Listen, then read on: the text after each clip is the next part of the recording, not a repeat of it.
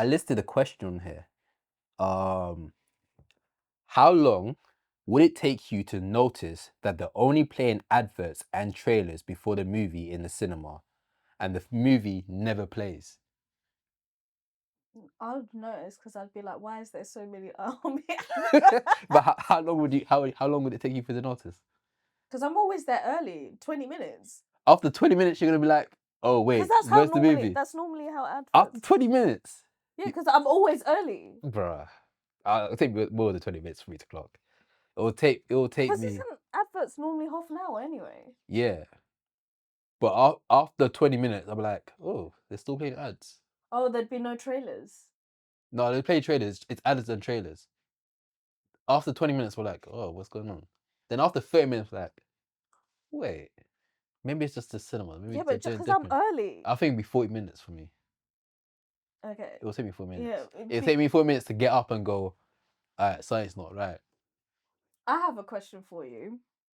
Do you think that cosmetic surgery has affected nuance acting? What the fuck? That's a really deep question. Has it affect acting? Nuance acting, especially. What do you mean by nuance acting? Like, so you know when it'll be like a moment where they don't say any words and they just show emotion through facial expression. Oh, yes. Why did that girl from Wednesday just pop up in my head? Have you seen? Jenna Ortega. Yeah. Have you seen pictures? How she looked? You ever seen a picture? Mm-mm. Oh, let me get a picture. I don't know if it was makeup, so I could be horribly wrong. But her face looked like she got some form of. Let me just type in surprise face. Let me type in face. This is so rude. How old is she? 22 years old. Shit, man. She's so young. I'm gonna get into trouble. But it looks like her face is done, no? No, it's just because she bleached her eyebrows. But her face is like, Oh, like she got the cheek. yeah, same as that girl from May I Destroy You. Yeah, but apparently Zoe Kravitz had that done as well. Oh, then it's common. I feel like she's too young to be doing that, but that's my personal opinion. Do I think it affects acting? Yes. I'm trying to remember. I'm trying to think of a scene where that's happened where I'm like, damn, because there's a lot of actors that they get Botox and get certain surgery done. I think we're talking about the same person. Yeah, what scene is it? No, I think who you're thinking of, maybe. Okay, can you bleep the name? Because I do actually love this actress. Yeah, we're rolling. Cool, go ahead. Swear. Because over I wasn't the thinking about her, you know. no, but over the years she hasn't been able to do a lot of facial expressions, so she's just like, Botox. hmm. Now I think about it, her face don't be really moving like that. Cause in the lioness, she seemed like she didn't give a fuck about anything. But maybe it was just cause her face couldn't. She can't move her face, Oh shit, and I love her. I like her too. It's so sad. Like, it's really no, it makes me sad. And like, I was having a conversation with someone, and it was like, what makes a really good story for certain age characters is that they have like laugh lines and stuff, because you see Yeah. that someone has lived a life. Yeah. Their face tells a story, and then you don't, and that story, and that helps build character or gives background to the character, and you don't see that as much on screen now.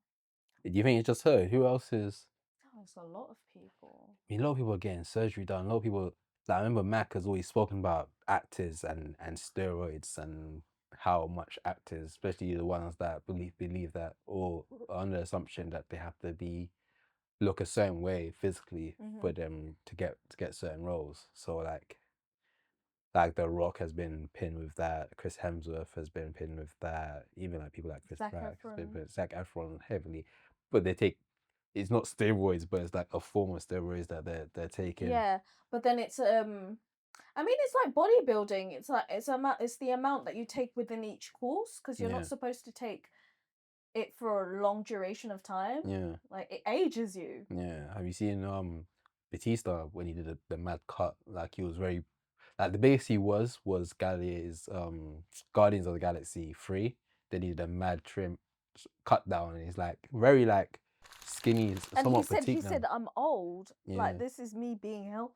Yeah. People are like, oh no, not like, bruv, like he's probably like 50 or 60 years old Yeah, now. it's It's like like leave the man I need alone. to I need to chill. Like I can't be taking these type of stuff. Then he had The Rock that's been big for a long time. I don't know if that's quite healthy for him to be doing. But it is also like Polynesian, isn't it? Oh, Them, the blood. yeah. He's 53. What's Batista? He's 56. God damn. Yeah, he need to cut down. he's Filipino, isn't Who, Batista? he? Mm. On here it's just saying he's from Washington DC. Type in ethnicity. He is Filipino Come on. and Greek descent.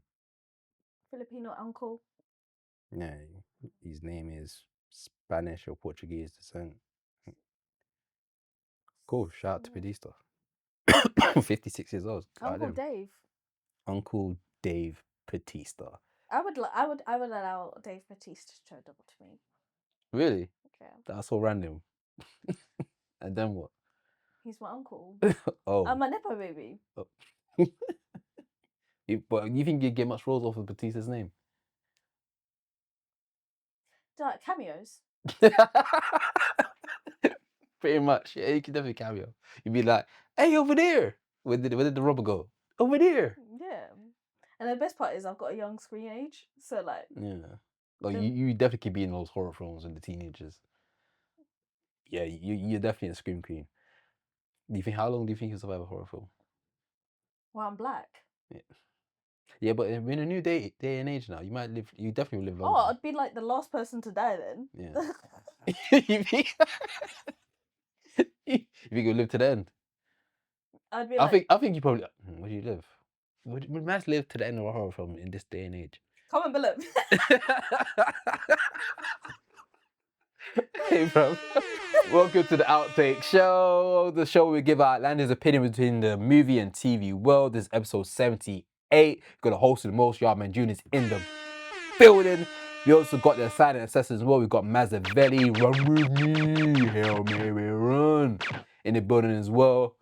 We also got the black pub quiz. Oh, we got shout to Stitch. Oh shit, we actually making him a character. We also got a minion behind you as well. Also got a minion. Yeah, Yeah, no, we it's got because we got the office behind you as well.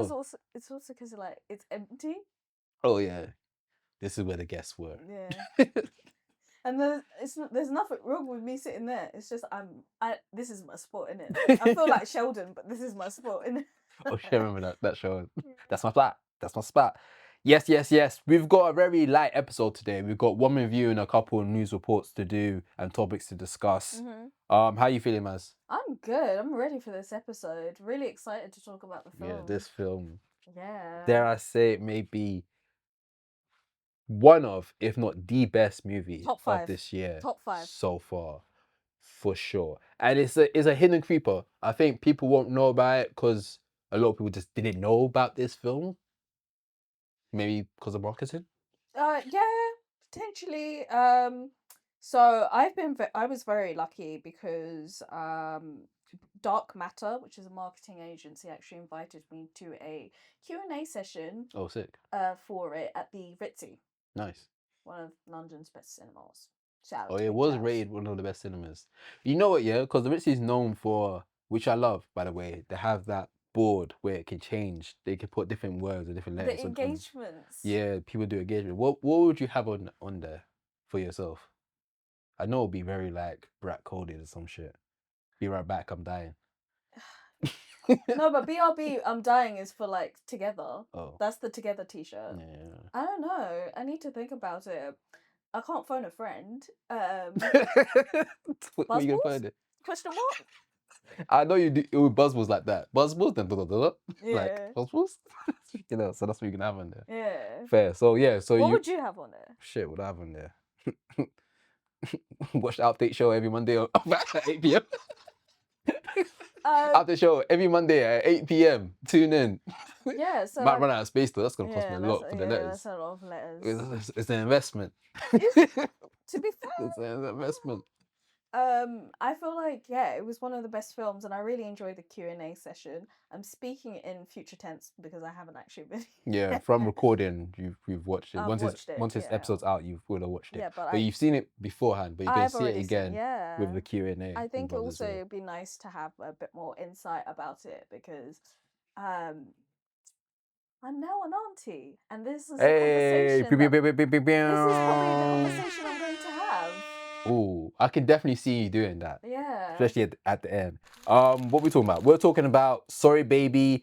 This is the director debut of what's her name? Oh, my mind's gone blank. I can't. Yeah, Do you want me to say it? yeah. It's Hold on. Ever Victor. Keep talking, Junior. While I do. So the film follows the protagonist that is when a friend visits her on the brink Eva. of an important Viva. Eva Victor. It also has Naomi Aki. Yeah. It's Viva Victor. So this is Eva. Viva. Eva. Eva. So it's Eva Victor. This is her director debut, which not only that she's directed for the first time, she's wrote this and also starring in. But of course, she got Naomi Aki co-starring in it as well. It follows. It's somewhat. Would you say it's a coming age film? It's an adult coming of age film. Adult dark comedy. Yeah, it's a dark comedy. Like when you said it was a dark comedy, I thought of Banshees of Inisherin, and I think that's the best way to get the tone of this film. Yeah. Like you laugh, but you're not supposed to laugh, but then you laugh, and then you're like, oh, this is really serious, and then you laugh again.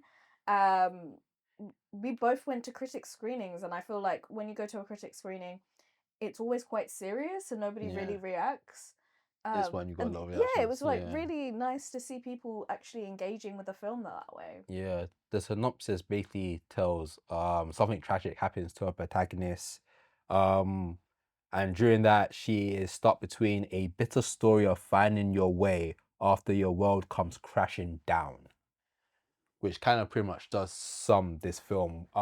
Watching this, before watching this, I had no idea what this film was all about. It's a film broken down into chapters. I believe it bounces between time. It starts off with somewhat the present, then it goes to the past, then it goes to the current present again. So we deal with a protagonist that basically gets sexually assaulted by her tutor or Professor. or is it professor? Professor. Because he wasn't a stand-in. he was her professor who was also her mentor. Yeah, when she was writing her dissertation. Yeah. Yeah, and I think so. What I'm seeing in general is this summer everyone's really enjoying using chapters to tell stories in cinema. Yeah, the Weapons did it as well. And Weapons as well. And I think in Sorry Baby, they did this so it's a lot easier to digest because it has such a heavy theme on SA. And I also really like the fact that it didn't do a narration over what was happening when you were hearing her inner thoughts. You weren't even in the room. They didn't spoon feed you The actual information. display of the actual SA was probably one of my favorite scenes in the movie, in meaning that it was very powerful without actually showing you what happens. It's her going into the teacher's, the mentor's house in the daytime, then it just cuts. The door closes and it cuts, and it's like you see life happen. Yeah. As if like everything's going on, Like, but I felt the room when we was watching it. I felt us all go, "Oh shit!" This. But we knew what what was going on, Yeah. and it wasn't necessarily told. You weren't hearing anything. Yeah. And then she came out, and her whole demeanor was different. And then the camera just follows her. Yeah, and she doesn't say anything. People are going, you know, your trousers is not like closed properly. Yeah. And she doesn't say anything for ages, and she drives off, and for I could say like a good minute or two. Yeah. There's not really a lot of dialogue from the protagonist, despite us following her. Yeah. And then she goes straight to her friend and basically breaks down. I love that she thought that chemistry between Naomi and herself. So real. So real. It's like you're literally seeing two best friends. And I haven't really seen that in a film in a while where it's like, last week we spoke about a film where there was no chemistry at all. Yeah. This film, the chemistry, like they felt more than friends. They felt like sisters. They were like so lovingly to one another, You know, so protective of one another as well. and it felt real because I had a friend that I lived with, and when you just like, the other one's going through something, so you just sleep with them Yeah, in a like, not in a creepy way or yeah, of anything course, like that, yeah, in a paternal way or yeah. Like maternal I'm here way. for you. Like Yeah, I'm there with and you. it just continued, and it felt so real Mm.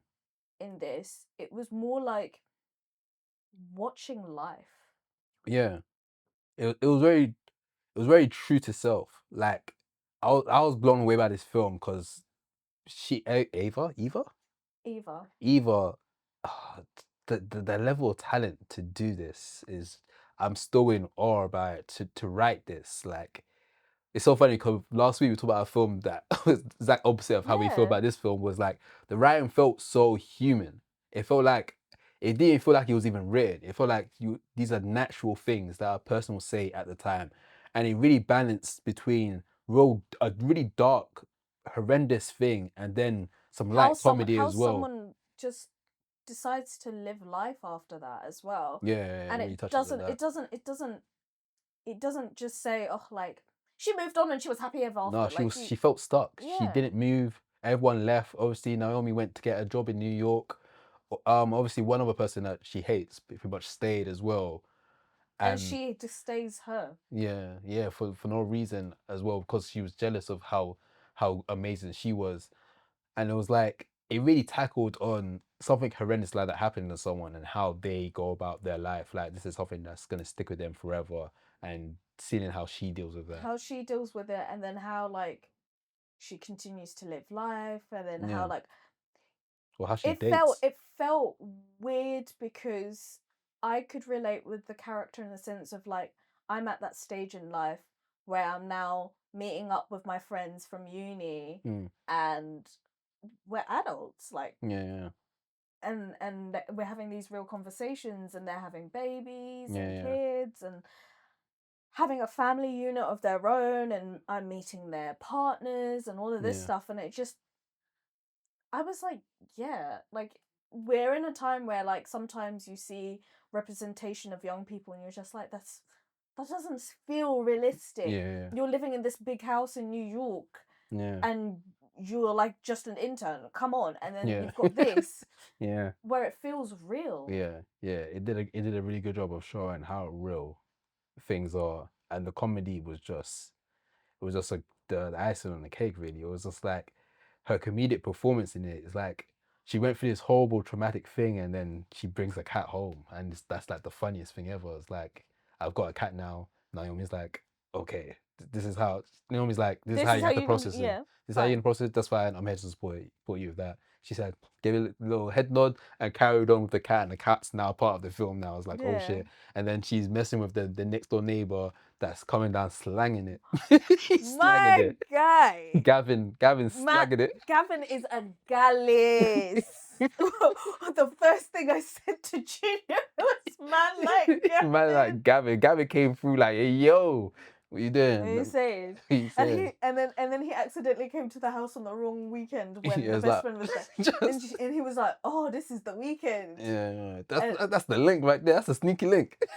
Oh, sorry, no, my but bad. it's not even a secret link anymore Yeah, because he came through. then he he restored her faith in men. She, he did. It was very interesting scene. I can't remember how the scene even went. Maybe you remember, but the scene when it was in the bathtub. And it was such an intimate moment. It didn't feel hypersexualized. Yeah, Because they were both very vulnerable. yeah. It was very like metaphors was there because they were both naked and they were both like revealing themselves. Yeah. Like, from what I He was remember, like, I don't want you to see me in this fault. He wasn't, oh yeah, he wasn't up. yeah, he wasn't up. Yeah, And he was like, I don't want you to see me like that. And she was like, why? Like, yeah, I've seen you naked. yeah, yeah. Fair. Hey man, as a man, I hear it still, man. It's our most vulnerable state because we have so much inner thoughts about. You know the thing is, yeah. I don't think people fully understand. Maybe they do, but they don't talk about it. But men have huge insecurities about their bodies. No, they especially that part. So really? I can't I tell. didn't know that. I Swear. never knew that. Um, But yeah, that scene was interesting because it spoke about because he seemed like he wanted to talk about the future, and she just wasn't but really. I think because she'd lived through such a traumatic experience, it's kind of hard to see the future Yeah, because you're just so focused on living in the present. yeah, And I could relate to that. And so he was like, I could see you being a mum, and she was like, I can't see anything. Like, yeah, I'll be real. When I think about the future, I don't like. Whenever you ask me stuff about the future, I don't know what to think. My mind yeah, goes blank. yeah. And I think that's a lot of people, and I think Yeah. with her case, is like that traumatic thing put a stop. I think that's the main thing the film was trying to say. Like that thing happened to her, and it put a stop because she was progressing. Like she was the best student. Obviously, that's why one of the reasons. Student teachers to Yeah, become a full time yeah, professor. yeah.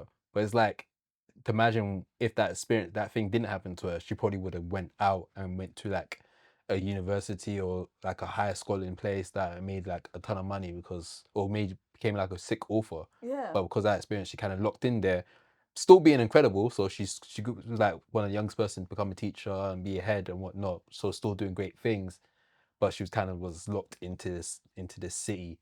Um, yeah, it was beautiful, and I love The there was a scene where she has cinematography like as a well. oh shit, yeah, they went in. Like, even when she had the panic attack in the car, Oh no, that triggered me. that Hey. that was intense to watch, and it was I think it did. I never had a panic attack. I can only assume that was a good depiction of how No, someone it experienced that. was from what I know, that was just that Yeah, was hard. and then my man comes through with the sandwiches. Yeah. That was a really Do you cute. know who that is as well? I've seen him in a lot of stuff. I remember him in Mindhunters. So that so this character that we're talking about that's kind of protects her, she's having a panic attack is John Carroll Lynch. John Carroll Lynch. Oh, there he is. And Peter he's been in Fargo, he's been in Lucky, he's been in Zodiac, he's been is in Zodiac. I seen him. That's what it Bubble is. Boy, he Yeah, was in Crazy Stupid Love, he was the dad. I never seen Crazy Stupid Love. He was also in Shutter Island. Okay, yeah, I remember starting like that. I remember him in The Founder as well. He played the original guys that on McDonald's. He was in Twilight. Oh shit, I don't remember that at all. But I love his scene. He was only there for a bit, but he was like the reassuring adult. I think that gave her that okay, not all like adult figures like Yeah. that are bad. And I think also like when you it was felt very real because when you're like a young adult, sometimes it feels like people have I'm gonna be very vulgar. They have their shit sorted out, Yeah, and you look at older people and you're like, you just know what you're doing with life. yeah, And this conversation reminded me of this very raw conversation I've had before. And he was just kind of like, I actually don't know what the fuck I'm doing. yeah, as well. Yeah, I'm just going as it I goes. got a sandwich business. Yeah, and he was like, I didn't. Did you think I imagined myself to be this old grey guy and have a kid? Like, I Yeah, never imagined myself, and yeah, it, it's okay. yeah, Like, you're doing okay, and I yeah, think that's conversations that we all have as we start getting older with that one older person, whether it be a colleague from work yeah, or that one paternal or parent or whatever, yeah, or your older sibling, or just like a random person that you see like on the tube. I've had those conversations before, yeah, and it just kind of it felt very grounding in that moment after having such a intense scene. yeah, And I think that's what I like about her writing style is that she's able to do the two very most juxtaposing emotions and level it and balance it so easily and so smoothly that it doesn't feel like where the heck did this come from. yeah, yeah. I agree. How do you feel about the last scene? I think that's a very real emotion. um Did you cry? I didn't cry Oh, actually. impressive. Let me get the horns. I I didn't did not cry. cry. Yeah. I think it was like very real because when you have this new life form and stuff and you're talking to them, you do want to be this very protective Yeah. person in front of them and take care of them, but it was also like nice that she wasn't talking to the baby Goo like a gaga. baby. Yeah, Like she yeah. was actually talking to it like a person. It was sweet. Like, I want to protect you. Want to make sure you're fine. Da, da, da. I think that was a beautiful way to end it on that note. Yeah, spoilers, Bro, sorry, spoilers. bro, spoilers everywhere, bro. This. What's her name? Eva. Eva. Eva. Fuck's sake, I keep forgetting her name. I'm sorry, man. But you're cold. Yeah, it You're was. cold. It's an amazing film, and I can't put any words into saying go and watch it. Just go watch it. Yeah, it's in cinemas Go right now, and man. watch it in the fucking cinemas, man. Yeah. Go to the fucking cinema. Go to the fucking cinema junkie club. Yeah, it was incredible. I loved it. What do you think is next for her? I don't know, but I don't want her to rush herself. It's funny because well, after I watched it, I was looking into her because obviously this was a director debut, and I was so like blown away for her to do all this, like have all these roles and make it. I found like there was an interview she did a podcast she did on A24. Mm-hmm. Funny enough, she did the interview with none other than Celine Song, Oh. and they had a conversation talking about their process, and it was a really good interview. I do recommend people to watch it. There was a lot of little small gems in there, but Celine Song was talking about the fact that she was coming off of past lives, and then she's making this film and talking about the process of making this film and how she went about it differently than past lives. And then Eva was kind of let's talking about how she just really enjoyed the process of making that film, and she kind of really was like in awe of Celine Song and what she's gone off of. And I think there is a comparison between the two of like making such great first movies, and we're gonna really see how Ava like moves across her next film and what her approach is gonna be. Is she gonna write, direct, and star in it as well, or is she gonna take a back seat? Because I can imagine so the reviews on this film is really high, so I can imagine a lot of doors opening up for her for her next film. But I don't want her to feel, because I think this is a big thing in general, especially in the industry, where you've done something really great and then you feel pressured to do something great fast. Yeah, And a person that I think is a great example of not rushing themselves and doing it at their own pace is Michaela Cole. yeah. Literally, So she it's been a had minute since yeah, I she's chewing gum. she has a new some new stuff in the It works works now. actually. Yeah, But like Chewing Gum was originally a monologue, a one woman show during Edinburgh Festival, yeah, and then after some time it became a TV show. yeah, So I feel like don't rush yourself. yeah, Don't listen to get your money, get your funding, but don't rush the art of creating because it yeah. shows. And also, she's a great actor. She can just act for a bit and be in other people's projects until she finds the story that she Yeah, wants to tell or even produce. because what was it? Yvette has always had these really great insights, and she's like, if you want to write stuff, sometimes you also need to have time to just live. Yeah, yeah, Go touch some grass. yeah. Go touch some grass and go to the fucking cinema. Yeah. You heard? Yes, so yeah, do check out Sorry Baby. Shit, I don't know what we have next to talk about. We have a lot of side topics. Should we go into talking another batch of directors that write, direct, and also somewhat act as well? That is the Safdie Brothers. They have done countless films such as Good Times, Good Uncut Times, and Undercut Gems, Gems. and there's one other one that I can't forget. Oh, I keep forgetting about. It was the first one they did, but they've always done it as a duo.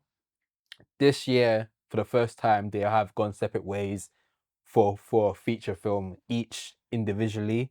We do have two films, Marty Supreme and The Smashing Machine. Yes.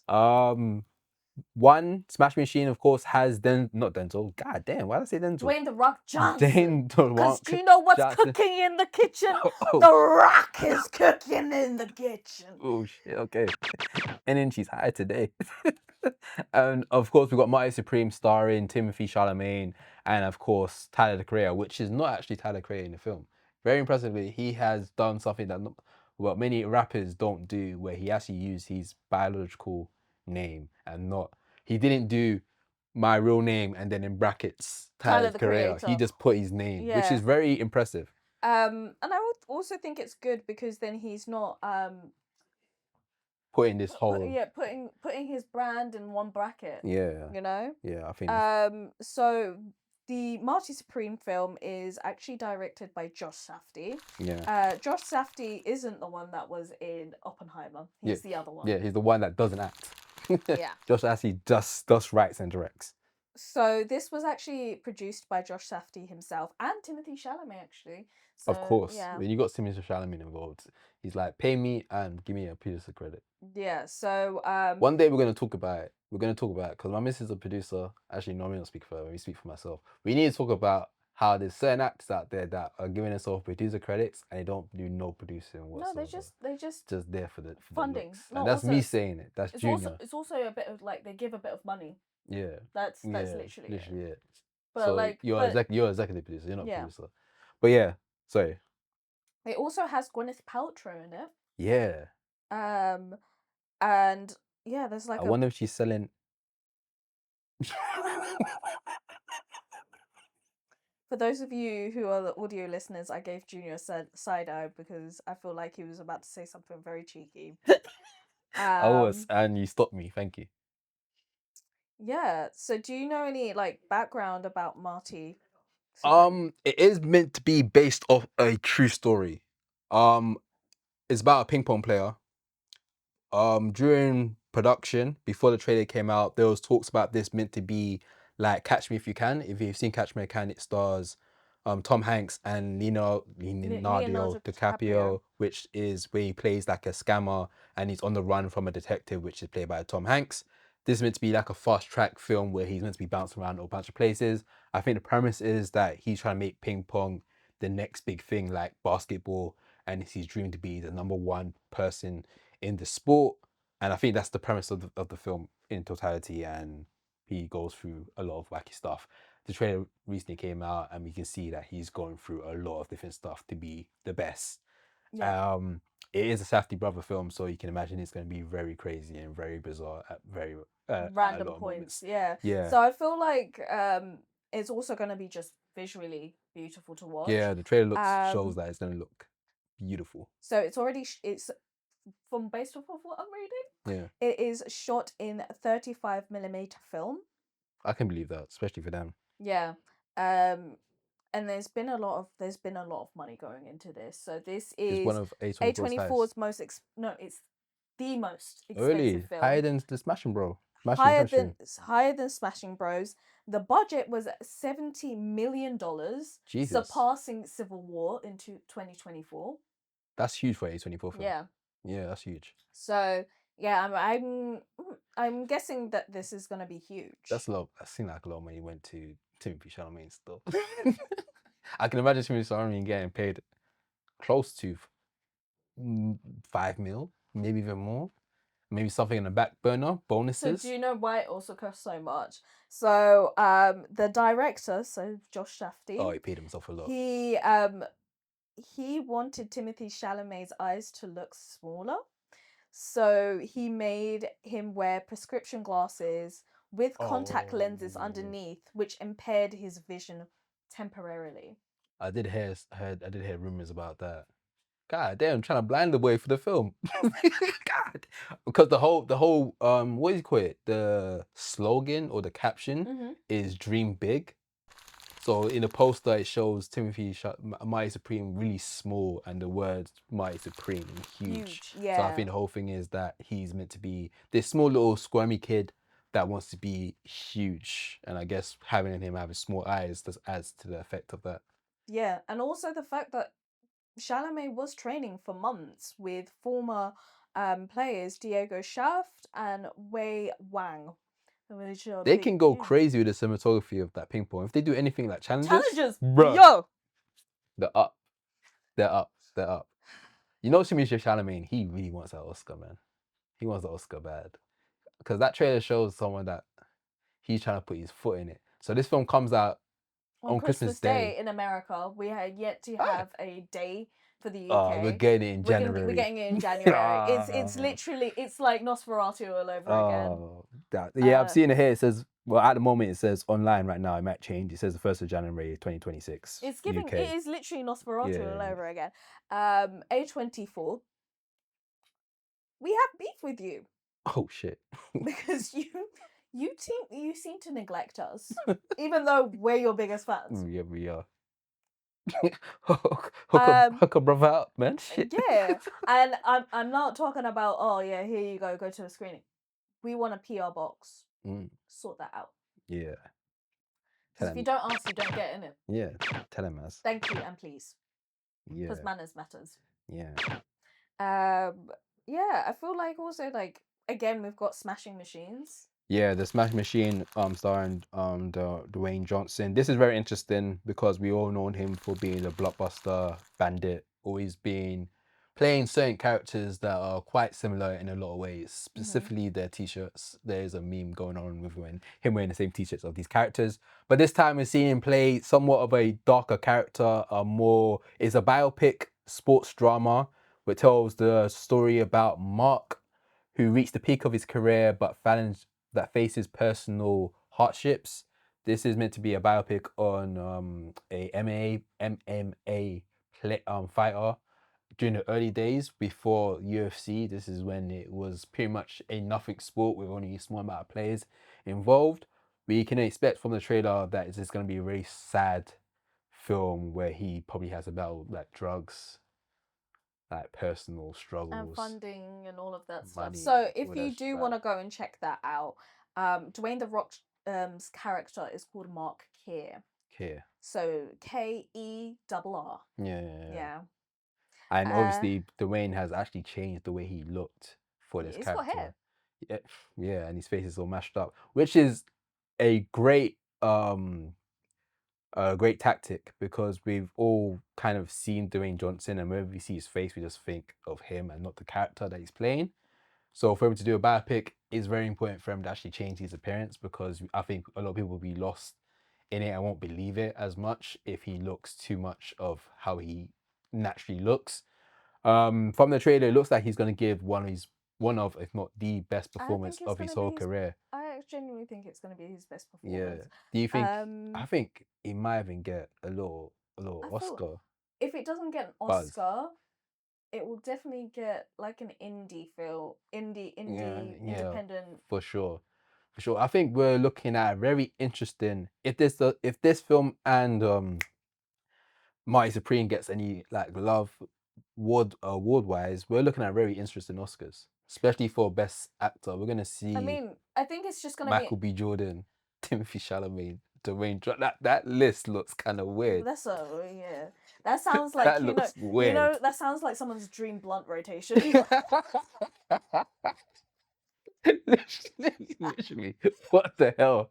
What the helly? So then this is directed again with Benny Safdie, who was in Oppenheimer. Yeah. Who we also saw in Good Times. Yeah, as well. The casting also includes Emily Blunt. Emily Blunt's involved in it as well. I feel like when you have someone like this, Dwayne Johnson, you kind of need to put someone that can really act to help. To really push Yeah, because she seems like someone she's a great supporting actor. Phenomenal. I haven't seen her do lead, but I think she can carry a film. Wasn't she technically lead in A Quiet Place? I would say she was. She was a lead in Quiet Place. I think she did a good job in that as well. But I think she's really good at like helping someone that may not be good at acting or perceives as not being good at acting to give a little. I'm gonna push you. I can push you to give a good performance. The Devil Wears Prada. She really pushed the best out of Anne Hathaway. The set pictures of that. Okay, can we let's stick to the same thing. Dripping. We're talking about the same thing right now. And we looked at the budget. How much is that? $40 million. 40 million? Yeah. I'm so surprised this is less than Mighty Supreme. It must be the special effects that's going on. Oh yeah, Mighty Supreme looks like it's gonna have special effects. I think Smashing Machine is gonna be very much. We just paid Dwayne a lot of money. It's probably just Dwayne's like budget to travel around. Yeah. Have you seen his roster? What he needs? He needs like a gym and all these type of stuff nearby him at all times. He's an expensive guy, you know. Yeah, and so the release dates for Should Venice be early, so it's going to be at Venice Film Festival. Okay, dope. I think. I mean, for some reason, Venice is getting the 1st of September, so I'm assuming it's Venice Film Festival. Yeah, And then it's going to be out on the 3rd of October in the US, so I'm assuming the same time for the UK as well. nice. Okay, that's a quite early release. Yes, it's Um, going to be at Venice Film Festival. There we go. what's your thoughts between the two? Do you have a side to pick on that you think is gonna be the Well, one? this has already been nominated for a Golden Lion at Venice Film Festival, so Oh, they're saying it that's might very be my one. promising. And to be real, Benny Shafty has been, from my acknowledgement, a lot more active than Josh Safdie. Yeah, Since we haven't heard separated. separate. They have never addressed it I though. don't think no, but I feel like just because you've done projects together doesn't mean you can't not do Yeah. projects together. Do you think there's anything there, or is it just two brothers like we They're want to just do something different? yeah. Like, Fair. I feel like people are reading into it. You don't. You You know know. You what? know when. I'm one of those reading into it because they haven't said anything, Yeah, so it makes you think what's going on. but you know when it was like a situation where it's like, oh, let your brother go with you. Yeah.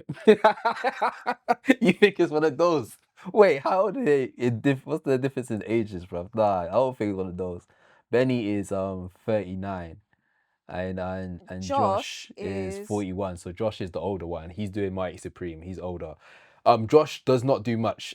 He does do directing. So Benny's been very active. Of course, he was in Oppenheimer. He he also was did work on a TV show. he was in Good Times as well. He was in Good Times, but he was in Happy Gilmore too. But there was a TV show he was working on. I'm not gonna find it here, am I? He's in Odyssey apparently as well, or maybe he has some work on it. There was a TV show he worked on. Ah, I'm so no, I'm not gonna find that TV show. Wait, what have Benny? Is it Benny or Safdie? TV shows. Give me 1 minute. Hold on, I'm looking at it as The well. Curse. There we go. The Curse. He had writing credits on that. It's a show that has Emma Stone in it. I saw a few episodes of it. It's very Safdie coded, He's very in bizarre. Obi-Wan Kenobi. Oh, is it? He Benny Safdie's been quite busy. He's been quite busy. Not to say that Josh Safdie is gonna But you be can lesser than because of it. No. But it is interesting to see how these films gonna be different with them doing it solo. Are we gonna get different styles? Are we gonna really see the directing talent or skill set within these films now? Yeah, I mean, I like them as a duo. I'm excited to see them Yeah, individually. what they got individually looks fucking interesting. Posters. I guess you are seeing their style because My Supreme seems very like outrageous and over the top. Ostentatious. Yeah, very much like how Uncut Gems was. But then like the Smashing Machine feels very much like dark rooted and a little bit more emotional, which there was a lot of elements in that in Good Time. There was a little bit of elements of that in Uncut Gems, not as much. But it was more Good Time. But I guess you're actually seeing their style Yeah. kind of be different in But that that's only sense. just from what we've seen so far. So Yeah. I'm really excited to see their works. It's really a great year for independent films in general. I mean, Yeah. we've got A24 absolutely smashing out the park. Yeah. And then we've also got Neon Neon's going with crazy. Together. I know Yeah. you've seen it. We can discuss it, but it's gonna have to be a situation with no spoilers. Yeah, we can do no Or spoilers. we can tell people to go and watch the next episode because we're going to discuss it then. Yeah, I recommend people to go check it out in cinema. We are going to discuss it next episode. It is a good film. I'll say that most. I went on a little movie rant because I was gassed after watching it because horror movies are taking over. We will have a discussion about that at a later point. This is the year of horror films. This is definitely the year of horror film. I've said this before. I commented it to Warner Bros. Because shout out to Warner Bros. Hey besties. Yeah, it's been a really phenomenal year, and I think horror's really caused people to challenge. Yeah, I think things. people are now realizing that horror is more than just jump scares. We're getting horrors with good stories, creative concepts, and great acting performances as well. And I think before horror films was looked at as like, oh, possession and ghosts, but there's a little bit more layers in it now, which has always been the case. But I think it's been very much like you get one of those a year. This this year we seem like we're getting a lot of different horrors. And I think it's starting to show because last bit of news that I forgot to tell Junior, but I'm sure he saw it on my story. Warner Bros are actually putting more money into original IPs. Yeah, they realize Warner Bros had a run this year. Yeah. That- Sinners. Their last 6 films, I think there was a stat, something like that. Around the last 6 films have made over 40 million, which is kind of rare for them to do. For them to have this type of run, they said we should do more originals. We should. Sinners, and it's showing. Weapons, and it's been a phenomenal year. Yeah. I mean, the fact that the top 2 have been horrors for them. Yeah. And original IPs. Yeah. It goes to show they're on the right route. Yeah. Yeah. Do you think that other distributors should go the same way? They should, but I don't think they will.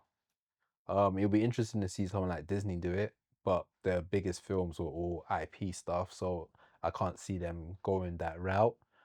And Universal, I don't know.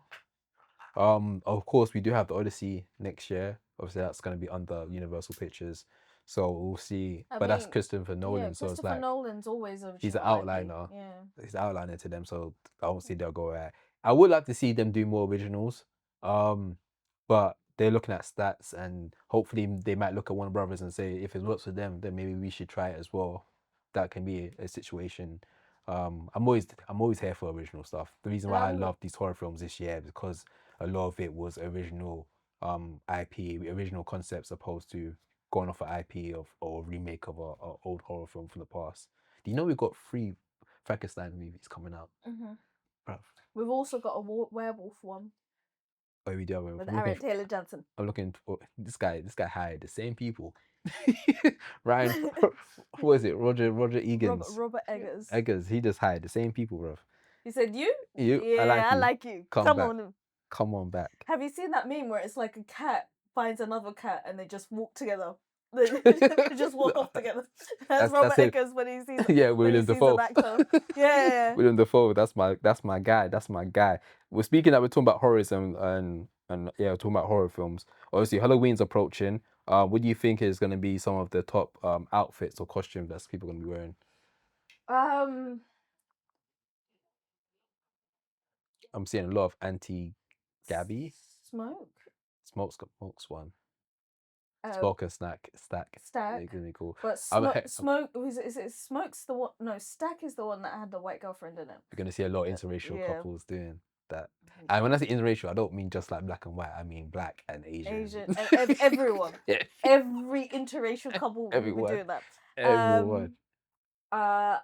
Fantastic Four. Oh yeah, Fantastic Four's one. Let me see what they're saying online as well. There may be a couple Silver Surfers. Oh yeah, the baddies that want to be naked. You can do a Silver Surfer and you don't have to be naked. Okay, fair. I'm seeing. This list is trashed. It's saying Dallas Cowboy cheerleaders. They're dead. David and Victoria Beckham. This is kind of old. It is saying 2025. A Sterling Cup. Delete that. Sterling Clark. The NBA women NBA player. I do see that happening. I have another one. Yeah, that. Taylor Swift and Travis Kelce. Yeah. Yeah. But I had another one. Hold on. So who did we do? Fantastic Four. Fantastic Four. You did Smoke, Snack, and including interracial relationship as well. Smoke and Stack and Gal.